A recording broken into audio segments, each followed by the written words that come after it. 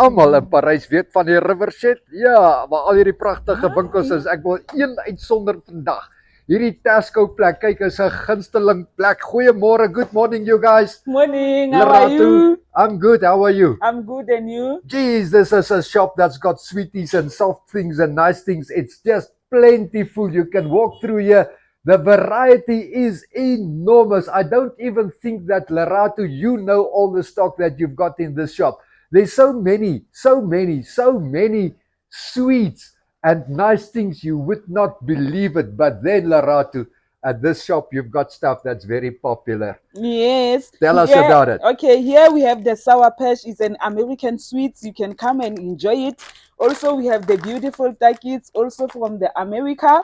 We have the Joe Breakers, also from America. And then we have this one. This one is a Toblerone. It's all going from the Switzerland. You can come and taste. We have the Hershey's. It's a nice chocolate, also from the America. And then we have this. It's a Coke Vanilla. It's a special Coke, also from America. And then we have the Toastic Waste. It's a sour sweets, also it's a special, it's from America. The 90% of this shop is sell from the America.